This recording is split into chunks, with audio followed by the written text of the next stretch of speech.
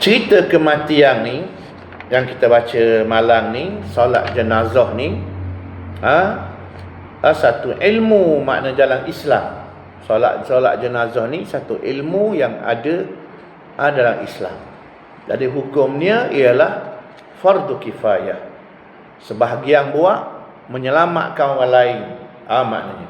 Dan orang yang buat pahalanya besar. Orang yang sembahyang jenazah, khususnya kalau orang yang mati itu mak dia, molek dia jadi imam. Walaupun dia dah ustaz, dah ulama pun, molek dia jadi imam. Kalau mak dia mati, ataupun ayah dia mati, dia yang jadi imam kepada sembahyang jenazah mak dia ataupun ayah dia, bukan ikut orang lain jadi imam. Adapun sembahyang berjamaah, hak tu kena terimam masjid. Mayang Zuhur, orang lain tak boleh dia terimam. Terimam dia. Maghrib, Asar, Subuh, hak ni dia jadi terimam. Orang jadi terimam yang dilantik. Adapun mayang jenazah, bukan kena terimam yang dilantik. Hak paling moleknya ialah anak dia. Supaya apa? Supaya kalau dia berdoa dengan lebih ikhlas. Mak dia, ayah dia mati, anak dia mayang. Lebih keikhlasan, kita nak ikhlas yang lebih, supaya menyambung dia panggil tu. Hubungan dengan Allah tu macam telefon.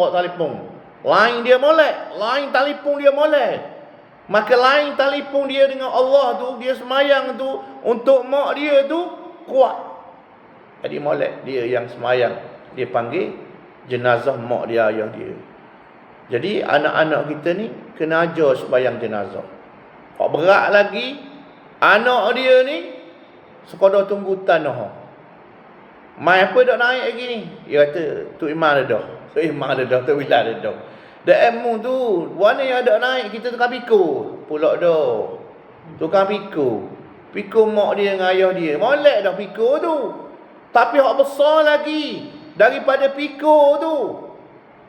Memanglah mu molek pikul. Tapi hak molek lagi tu sembahyang jenazah tu. Paling tidak, ia jadi belakang. Belakang duduk kat tok imam tu sembahyang. Jangan belakang sekali. Dan mak kita, ayah kita, adik-beradik kita, ataupun anak kita. Tapi molek dia jadi imam sembahyang. Dah lagu mana hak sebenarnya sudah sembahyang ni? Assalamualaikum warahmatullahi. Assalamualaikum warahmatullahi. Faham bayang? Al-Fatihah. Tu reka juga tu. Al-Fatihah. Bebek. Gogang. Kul huwallahu ahad. 3 kali dah. 3 kali pula. Kul huwallahu ahad. Kul a'udzu birabbil falaq. Reka. Ayat comel. Ayat tu comel. Gila tu tak comel. Warna pula. Gini kata tergarang.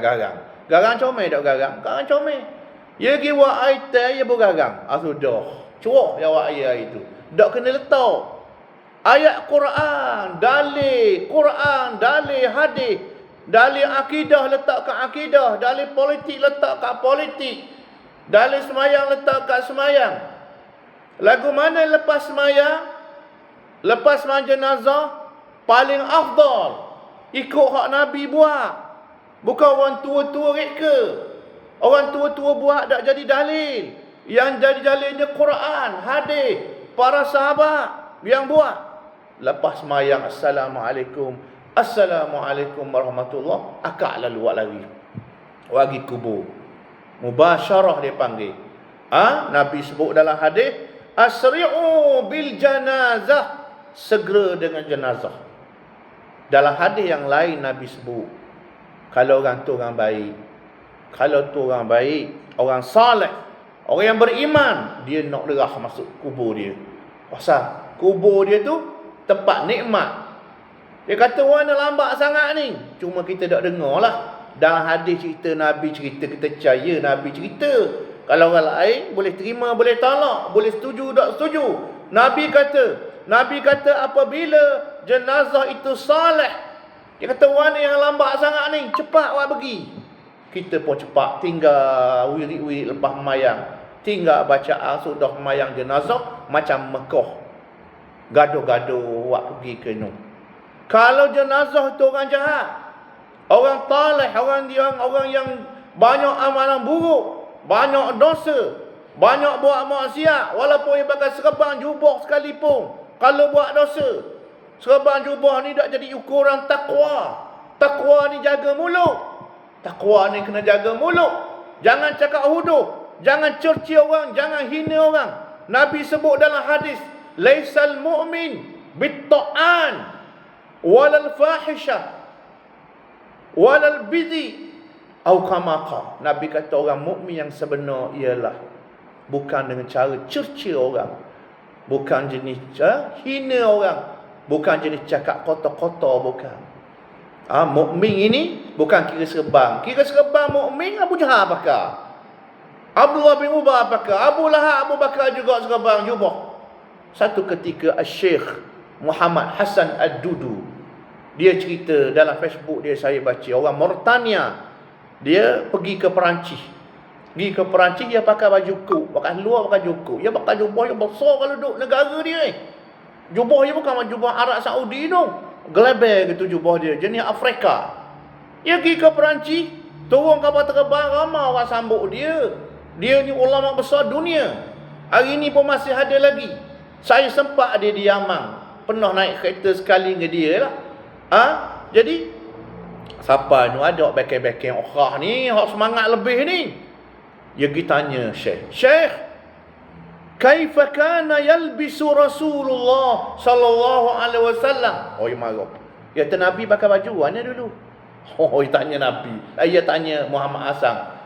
Dia tengok pakai baju kuk pakai naik tan ni, pakai luar ni, orang marah halu. Dia orang kuat agama. Dia hak jadi kuat semangat Dia tahu kahla jubah duduk kat mana? Serban duduk kat mana? Siapa pakai dulu? Hak awal pada Nabi lagi. Dia kata mana? Kaifa kana yalbisu Rasulullah sallallahu alaihi wasallam? Dia kata Nabi pakai baju mana?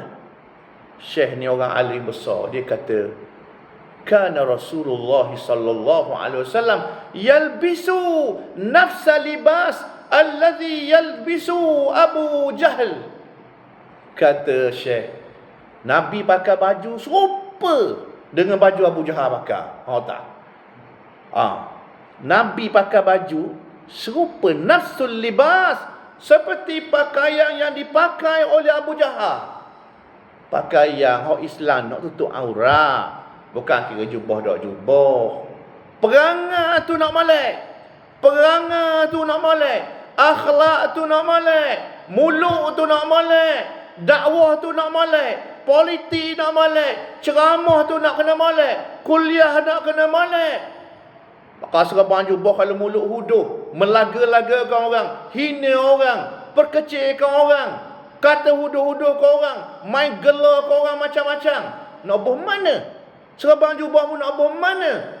Kalau mu main mulut huduh, orang jadi balas kerana fatwamu, kerana kata-katamu. Mudak betul pun, mudak kata pun jangan bala. Berdosa ni kena baik kita sesama Islam. Dengan orang bukan Islam pun jangan zalim. Dakwah dia, buat baik ke dia. Mu nak ukur menyubahmu, mu nak ukur dengan ustazmu, nak ukur dengan ilmumu.